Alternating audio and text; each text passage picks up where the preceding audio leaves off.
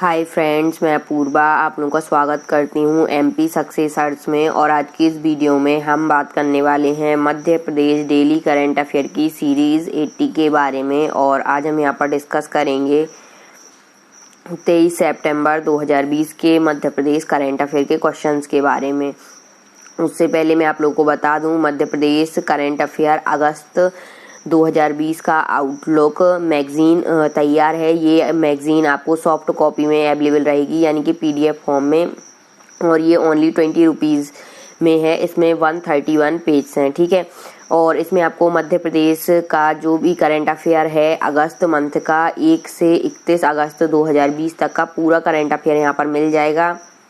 इसमें आपको 200 plus MCQ रहेंगे और आपको इसमें थ्योरी प्लस एमसीक्यू क्वेश्चंस इसमें मिल जाएंगे, ठीक है। जो ऑब्जेक्टिव हैं उनके जो राइट आंसर है वो भी यहाँ पर दिए जाएंगे और उनका डिस्क्रिप्शन भी यहाँ पर दिया जाएगा, ठीक है। और मध्य प्रदेश में 15 अगस्त पर जितनी भी घोषणाएं की गई हैं मध्य प्रदेश सरकार द्वारा, जितनी भी योजनाएं लागू की गई हैं और जो स्पोर्ट्स अवार्ड्स हैं मध्य प्रदेश के, किसको कौन सा अवार्ड दिया गया है, वो सारी यहाँ पर पूरी डिटेल में लिखा हुआ है। तो पूरे आपको ये सॉफ्ट कॉपी मैगजीन अवेलेबल है ओनली 20 रुपीज़ में। तो आप लोग जल्दी जाकर इसको परचेज करें, क्योंकि जो अगस्त मंथ का करंट अफेयर है ये बहुत ज़्यादा इंपॉर्टेंट है आप लोगों के लिए, ठीक है। डिस्क्रिप्शन बॉक्स में लिंक दे दूंगी, आप लोग वहाँ से जाकर इसको परचेज कर सकते हैं। पूरा मध्य प्रदेश का करंट अफेयर आपका एक ही मैगजीन में आपको अवेलेबल रहेगा, तो आप इजिली इसको मतलब ज्वाइन कर सकते हैं और इजिली आप लोग इसमें पूरे करंट अफेयर को लर्न कर सकते हैं और रिवाइज भी कर सकते हैं। चलिए स्टार्ट करते हैं। यहाँ पर हम बात करेंगे आज के फर्स्ट नंबर क्वेश्चन की। यहाँ पर है, हाल ही में मध्य प्रदेश में हाई परफॉर्मेंस लीडरशिप प्रोग्राम किसके द्वारा आयोजित किया गया। अगर यहाँ पर हम बात करें हाई परफॉर्मेंस लीडरशिप प्रोग्राम, ये आपको याद रखना है, ठीक है। ये अभी आयोजित किया गया है 22 सितंबर को, ठीक है। तो ये आपको याद रखना है। और ये किसके द्वारा आयोजित किया गया है, तो अभिनव बिंद्रा और ELMS फाउंडेशन या उपयुक्त दोनों। तो ऑप्शन नंबर सी हमारे यहाँ पर राइट आंसर होगा, उपयुक्त दोनों। हाल ही में मध्य प्रदेश में हाई परफॉर्मेंस लीडरशिप प्रोग्राम आयोजित किया गया है मध्य प्रदेश में अभिनव बिंद्रा और ELMS फाउंडेशन द्वारा। अगर हम यहाँ पर बात करें तो खेल एवं मध्य प्रदेश खेल एवं युवा कल्याण मंत्री श्रीमती यशोधरा राजे सिंधिया ने प्रशिक्षकों में लीडरशिप क्वालिटी को विकसित करने पर जोर देते हुए कहा कि हाई परफॉर्मेंस लीडरशिप प्रोग्राम प्रशिक्षकों को आंतरिक शक्ति और आत्मविश्वास को बढ़ावा देने में सकारात्मक भूमिका निभाएगी, ठीक है। तो यहाँ पर अगर हम बात करें तो ये high performance leadership programme Madhya Pradesh में आयोजित किया गया। ये किसके लिए आयोजित किया गया था, तो ये लीडरशिप प्रोग्राम प्रशिक्षकों, जो खेल प्रशिक्षक होते हैं मध्य प्रदेश के, जो खेल प्रशिक्षक हैं उनको आंतरिक शक्ति और आत्मविश्वास बढ़ाने के लिए ये प्रोग्राम आयोजित किया गया था। और यहाँ पर अगर हम बात करें तो ये प्रोग्राम मध्य प्रदेश के भोपाल में TT नगर स्टेडियम में आयोजित किया गया था। और यहाँ पर अभिनव बिंद्रा और ELMS फाउंडेशन के संयुक्त तत्वाधान में ये प्रोग्राम आयोजित किया गया था, ठीक है। यहाँ पर अगर हम बात करें तो ELMS फाउंडेशन के बारे में यहाँ पे हम जान लेते हैं, क्योंकि ये इम्पोर्टेंट है, ठीक है। यहाँ पर अगर हम बात करें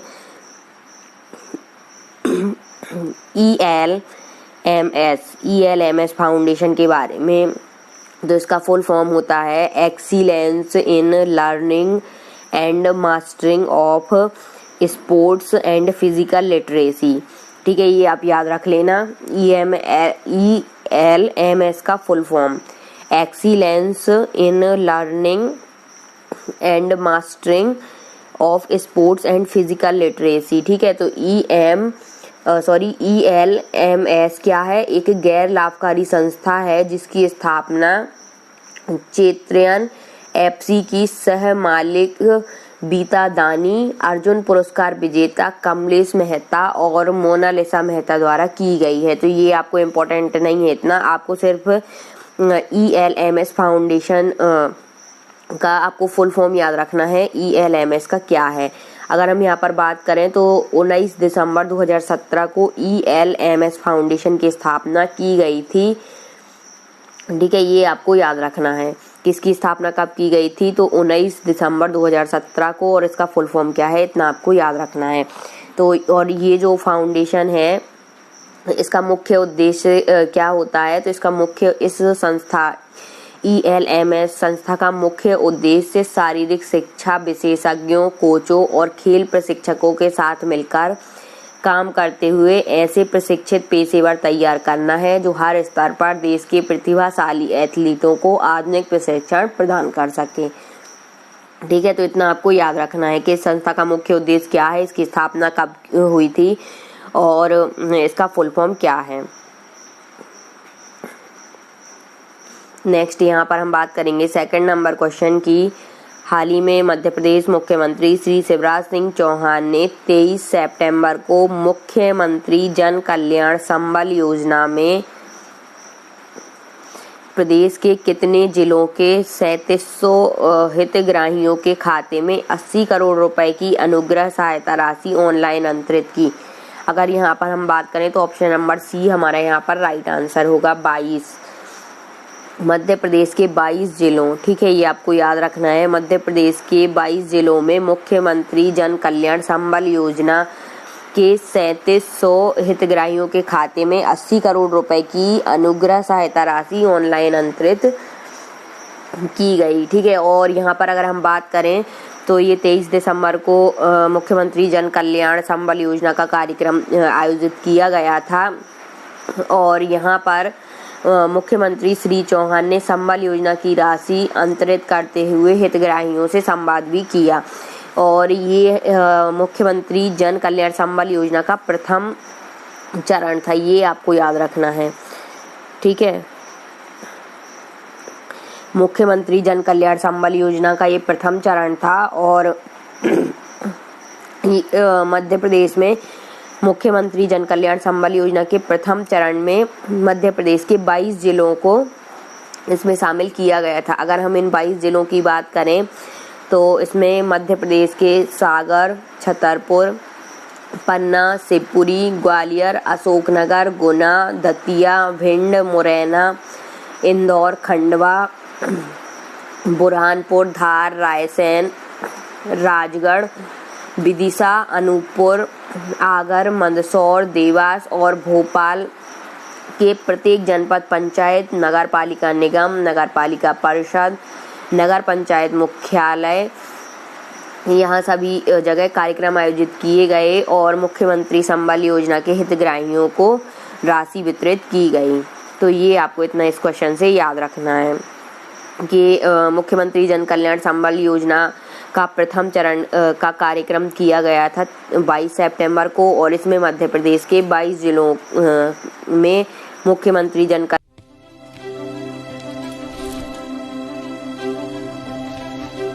सफलता की नींव है माता पिता का आशीर्वाद।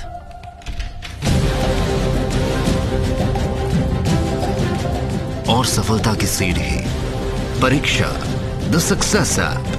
कल्याण संबल योजना की सहायता राशि वितरित की गई। ठीक है, नेक्स्ट हम यहाँ पर बात करेंगे थर्ड नंबर क्वेश्चन की।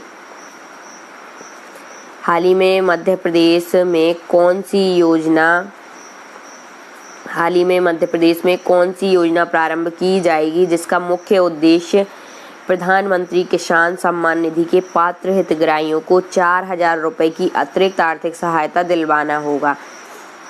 अगर हम यहाँ पर बात करें तो ऑप्शन नंबर ए हमारा राइट आंसर होगा, मुख्यमंत्री किसान सम्मान निधि योजना।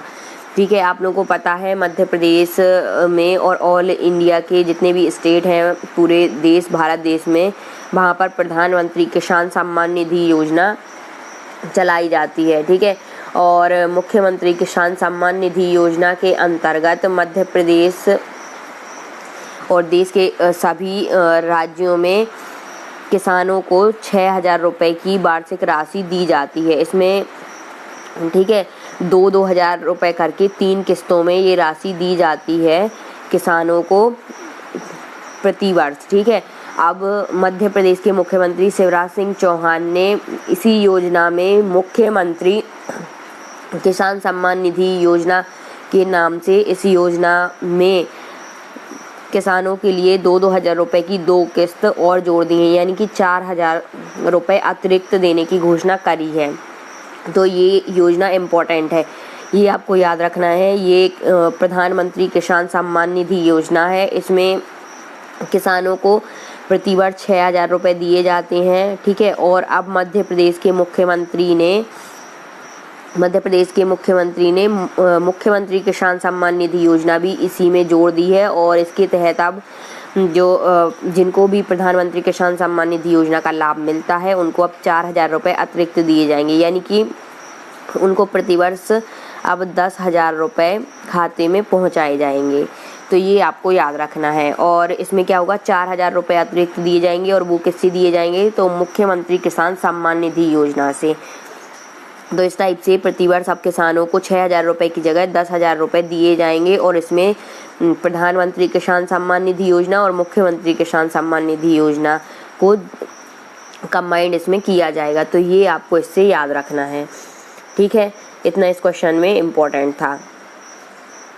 और इससे करीब 80 लाख किसान लाभान्वित होंगे। इस योजना से करीब 80 लाख किसानों को ये फ़ायदा पहुंचेगा। उन्हें अब वार्षिक 6,000 रुपये की सहायता राशि जो प्रदान की जाती थी उसके साथ अब 4,000 रुपये अतिरिक्त दिए जाएंगे, यानी कि किसानों को अब कितने रुपए प्रतिवर्ष दिए जाएंगे, तो 10,000 रुपये की वार्षिक सहायता राशि मिल सकेगी। नेक्स्ट यहाँ पर हम बात करेंगे 4th नंबर क्वेश्चन की। हाल ही में मध्य प्रदेश में इंडस्ट्री एकेडमियन कार्यशाला का आयोजन कब किया जाएगा। अगर यहाँ पर हम बात करें इंडस्ट्री एकेडमियन कार्यशाला या इंडस्ट्री एकेडमियन मीट का आयोजन कब किया जाएगा, यहाँ पर आप मीट भी रख सकते हैं, मीटिंग जिसको बोलते हैं। इंडस्ट्री एकेडमियन मीट या इंडस्ट्री एकेडमियन कार्यशाला का आयोजन ऑप्शन नंबर बी 24 सितंबर को किया जाएगा। यहाँ पर अगर हम बात करें तो मध्य प्रदेश की तकनीकी शिक्षा एवं कौशल विकास विभाग द्वारा 24 सितंबर को भोपाल के राजीव गांधी प्रौद्योगिकी विश्वविद्यालय में औद्योगिक और शैक्षणिक संस्थाओं के मध्य इंडस्ट्री एकेडमियन कार्यशाला आयोजित की जाएगी। और तकनीकी शिक्षा कौशल विकास एवं रोजगार मंत्री मध्य प्रदेश श्रीमती यशोधरा राजे सिंधिया इस कार्यशाला का शुभारंभ करेंगी। और इसका मुख्य उद्देश्य क्या है, सूक्ष्म लघु एवं मध्यम उद्योग मंत्री जो है मध्य प्रदेश के श्री ओम प्रकाश सकलेजा, वो भी इस कार्यक्रम में उपस्थित रहेंगे। और यहाँ पर अगर हम बात करें तो इस कार्यशाला में IT, mobile, capital goods, communication, construction, retail क्षेत्रों के सभी प्रतिष्ठित जो संस्थान हैं उनके द्वारा यहाँ पर इंडस्ट्री एकेडमियन कार्यशाला आयोजित की जाएगी। और इसका मुख्य उद्देश्य राज्य के विभिन्न तकनीकी संस्थानों के बारे में जागरूक करना तथा औद्योगिक और शैक्षणिक संस्थानों के मध्य साझेदारी को बढ़ावा देना है। तो ये आपको याद रखना है कि ये इंडस्ट्री एकेडमियन कार्यशाला किसके बीच में आयोजित की जा रही है, तो औद्योगिक और प्रशिक्षण संस्थानों के बीच में। और इसका मुख्य उद्देश्य क्या रहेगा कि जितने भी जो स्टूडेंट हैं तकनीकी शिक्षा से जुड़े उन लोगों को रोजगार प्रदान करना और तकनीकी से जोड़ना, ठीक है, इस योजना का मुख्य उद्देश्य है। तो इतना आपको इस क्वेश्चन से याद रखना है। नेक्स्ट यहाँ पर हम बात करेंगे 5th नंबर क्वेश्चन की। हाल ही में पंडित दीनदयाल उपाध्याय का जन्म दिवस कब मनाया जाएगा। यहाँ पर अगर हम बात करें तो ऑप्शन नंबर सी हमारे यहाँ पर राइट आंसर होगा, 25 सितंबर। पंडित दीनदयाल उपाध्याय का जन्म दिवस पूरे भारत में मनाया जाता है 25 सितंबर को। इनका जन्म पंडित दीनदयाल उपाध्याय का जन्म 25 सितंबर 1916 यानी कि 1916 में हुआ था। और ये राष्ट्रीय स्वयं सेवक संघ के चिंतक और संगठनकर्ता थे, इसलिए इनका नाम इम्पोर्टेंट है।